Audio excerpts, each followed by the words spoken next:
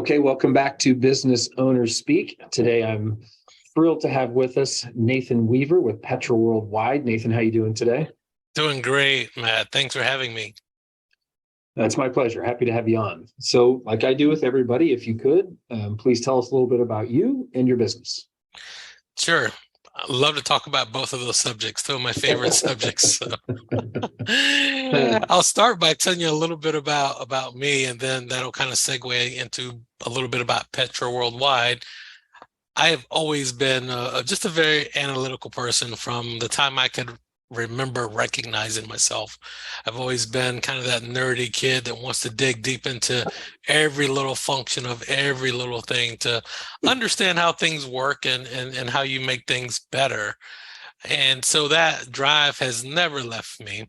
And I was able to really harness that together really kind of my junior year of high school when I became the president of, back then it was called DECA, Distributive Education Clubs of America, where you'd work, half the day and go to classes half the day.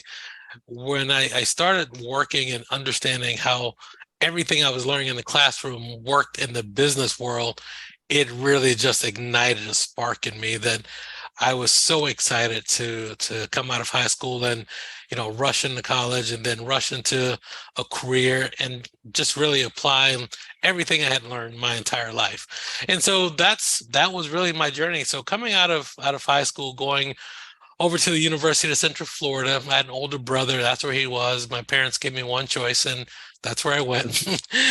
So I had really just really decided that my first week on campus, I'm like, okay, I'm either going to be a doctor, a lawyer, or an accountant. Well, I couldn't afford medical school or law school, so that left accounting as my choice, and that was my focus. And I really literally made that decision kind of my first week on campus. Wow. I was working at McDonald's at the time, and I was really, really enjoying it. It was my first job. Before I moved over to the University of Central Florida, I'd walked up to my local McDonald's, begged the manager to hire me, and they hired me, and I just started learning more about life and business there, combining that with what I was learning in school. And then I just wanted to, share and just continue to learn and grow. So fast forwarding into an operational career in the food service industry, I graduated from McDonald's, went to a full service restaurant chain, became a district manager. By the time I was 23, I was running an entire region of restaurants for this rather large company. Moved into the corporate space shortly thereafter, finished college, undergrad in accounting, moved up the ranks on the corporate side, worked for, I'll just say Darden Restaurants on the corporate side, and worked in the corporate office, leading teams in finance and accounting, really globally. I've led teams, we have teams in India and, Dubai and other places. And, I've just traveled the world leading the teams in accounting and finance, traveled the country in that capacity, just really getting out there and visiting restaurants and helping them be more successful and understanding, how the inner working of a business happens every day in the marketplace. And so that's really how I cut my teeth and grew up in the business world, specifically in the finance and accounting arena. I supplemented those activities with, just additional license outside of, the standard accounting. I did the undergrad in accounting 4 years, and then the additional year to sit for the CPA exam. And, beyond that, I went and got a real estate license, a mortgage license, a Series 6 investment license, life, health, and variable annuity insurance license. And I was hungry for knowledge. And what I realized pretty quickly is, knowledge brought me a lot of power, right?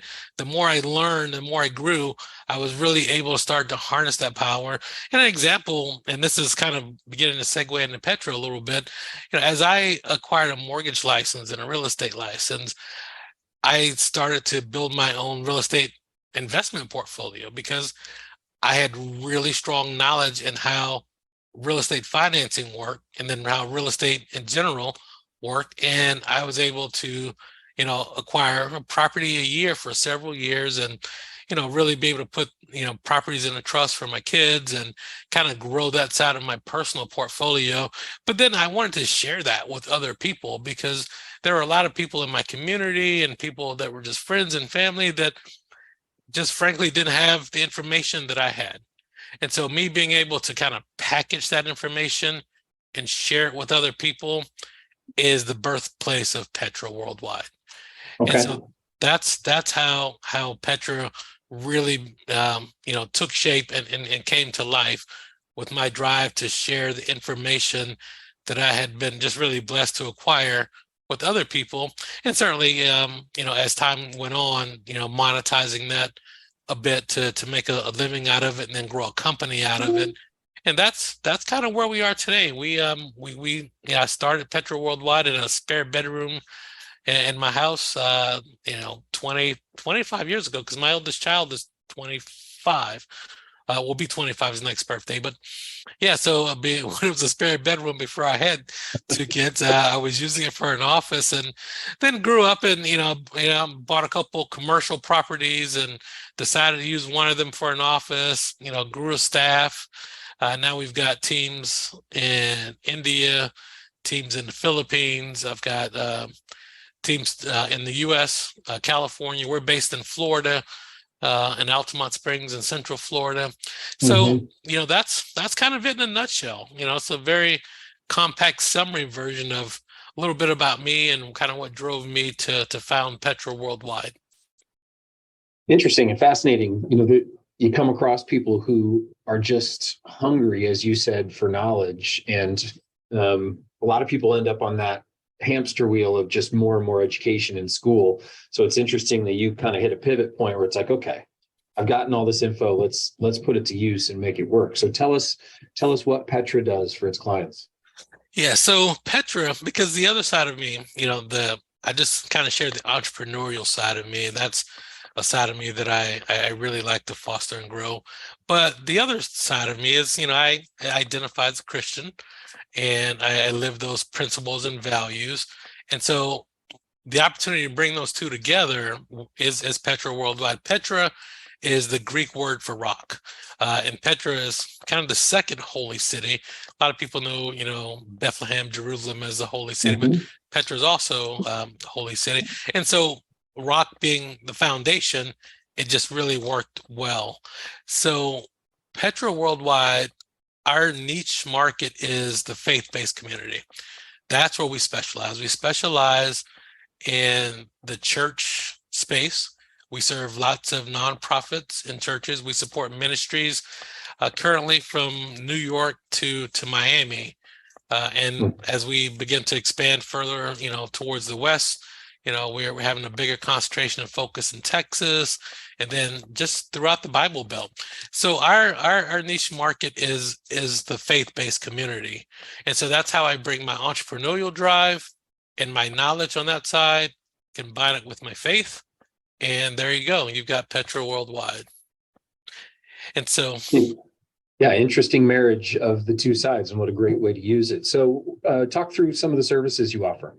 Yeah, so we are an accounting and tax firm. At our core, at our heart, we are a regional accounting and tax firm. And so certainly we do, our core services are accounting, taxes, payroll, and real estate. And a lot of people on the surface are like, real estate, how does real estate fit in that whole mix? But, if you step back for a second and say, who's the biggest landowner in the world? It's the church. Has always been the church. And so the biggest landowner in the world is literally the church. And so the real estate component just works well because, we have great relationships with our pastors and our ministers that we support. We take care of the church record keeping, formal accounting when they need to apply for business loans, they need to grow their ministries, they've outgrown their facilities, or they need specific training. We provide support in that entire space. And so we do everything from issue, kind of standard protocol stuff like issuing 1099s to their vendor base and, managing payroll for their staff, keeping formal accounting records and having those available for them that's what we do. And we also, as I mentioned, we help them on the real estate side because we already know their tax position. We know their financial position. We have a great relationship. So when they're ready to sell some of their real estate and move up to a bigger facility, or sell their real estate, move to a smaller facility, whatever that is, they're opening a school or a community service center. The churches buy more real estate than anyone else. And so we've been able to really bring those things together. So it sounds like a lot of moving parts in the business, which requires team members. So I'm curious to hear a little bit about how big your team is, how they work together, and what positions. Yeah, absolutely. So we have kind of the level that reports to me. We have a director of accounting, and her job is to oversee all of the bookkeepers. So she has a team under her that are all bookkeepers, and some of those bookkeepers support multiple clients. Some support a single client, but they all report up to our director of accounting, and her and I work on, reviewing financial statements, year-end closing, all of the typical financial protocols that would exist in any organization in a formal capacity. She manages that, and we manage that together. We have a director of tax, and his whole job is to oversee the tax function. Sales taxes, payroll taxes, federal employment, and income taxes. So his whole job is just everything tax related. Okay. We have a director of marketing and integration, and that person, they oversee, we've only got kind of one person dedicated on the team to marketing, but that person reports up to our director of marketing integration. But she also leads, client integrate. So when we sign up a new client, we take them through a multi-week integration period where we get to know them, they get to know us. We get to structure their books and their services based on what our contract agreement calls for.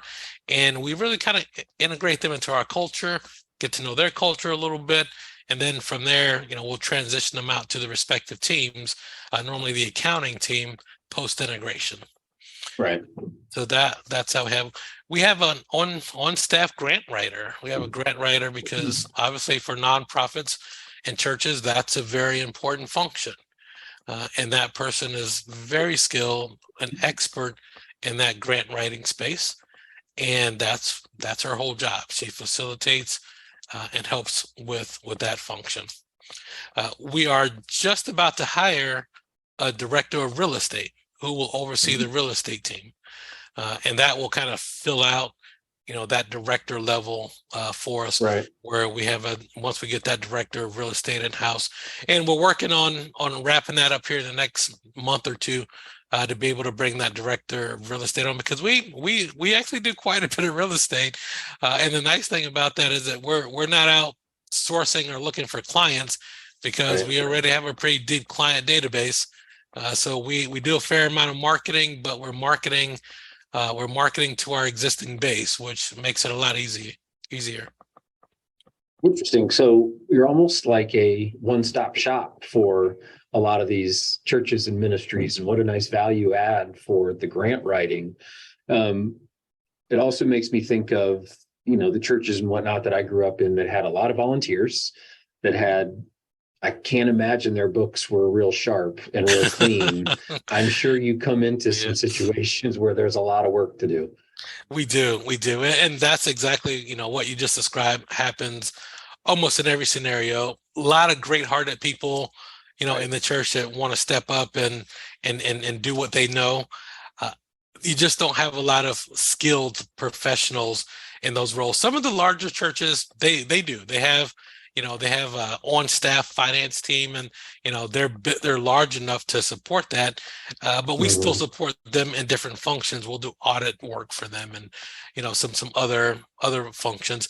But 98% of our clients, when they come to us, they're in that scenario where Brother John has been doing the the clerk bookkeeping for the last 15 years, and he's ready to retire, and someone needs to take it over. And, or they have a scenario where they are going to apply for a loan to buy a building, but they don't have financials that make sense. So they can't even really present to the bank because they need a formal set of financials, which they never had.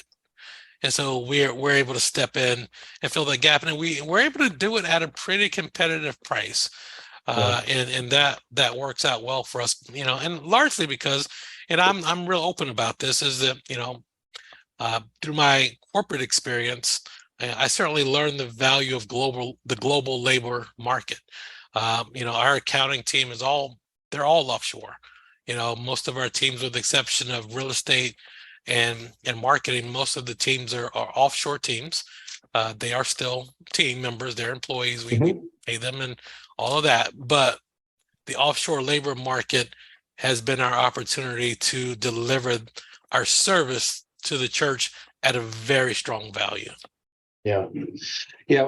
I was curious about that. That kind of answers the next question. I'm thinking, do you take a team and go on site? But if a lot of that accounting is done offshore, is it just someone goes and says, scan me everything you have and I'll figure it out? Because I see a lot of I'm sure there's a lot of post-it notes places at those churches. Yeah, that's how it normally, that's how it works in some cases. They will, provide us, the bank statements and the treasury reports and whatever those necessary documents are for us to, translate those documents into a formal accounting system and produce a report that we can sit across from a banker, and the banker say, yep, this makes sense to me, I understand it. That's what we end up doing. And it works well. We do have, onshore US based bookkeepers that are on site with clients. We have bookkeepers that are staffed in the client's office because that's what the client needs. So it just depends on the client, because, our niche market is the faith-based community, but we also have a pretty robust for-profit standard business portfolio. We've got everything in our business portfolio from manufacturing companies, construction companies, just a whole set of companies that, do a whole lot of work. Because what normally happens in how we grow our for-profit side of the portfolio is we're introduced into the church, but then the church member who owns a construction company says, hey, Pastor, I heard you talk really good about this firm. Do you think they would entertain taking my account? And then that conversations take place, and we naturally take the account, right? Built-in referral source, right? That's perfect. Well, when you think, if you take that a step further, Matt, and you think about how large the church is, right? Right. Because our market is not just the church and the pastor.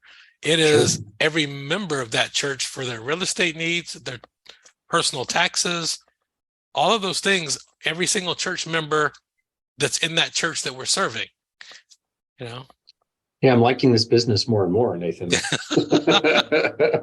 So obviously you've done some really great things. I'm curious what kind of advice you would give to either a new business owner or someone, thinking about taking the plunge. What are some tenets that you've stuck with that really worked for you over time? Yeah, and I'm sure people have heard this one a million times, but it is so true that, the grit and the tenacity of just not giving up, because, you're never going to take a business off the ground and see immediate success.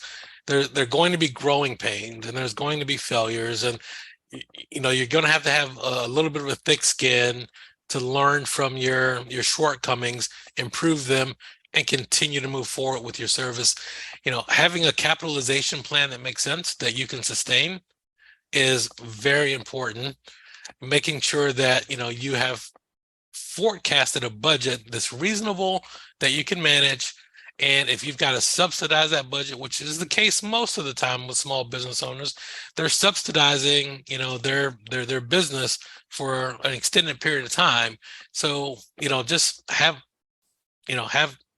thick skin, be willing not to give up, project your budget and manage it accordingly. And, at some point, as long as you're delivering a high quality product and great customer service, it's going to take off and blossom regardless of what it is. I mean, I think those principles hold true across every industry, and I'm sure that that's probably proven over time from all the millions of coaches that are out there coaching people. Yep. No, I couldn't agree more. That's perfect advice, especially the accurate forecast. Don't set yourself up for failure at the very beginning, especially from a funding standpoint. So that makes a lot of sense. And Nathan Weaver, really appreciate your insight and telling us a little bit about your journey. Hungry for knowledge. I love that term, and more people could benefit from it. So Nathan Weaver, the Petra Worldwide, we really appreciate your time today. Thank you, Matt. I really enjoyed being here. Thanks for having me. My pleasure.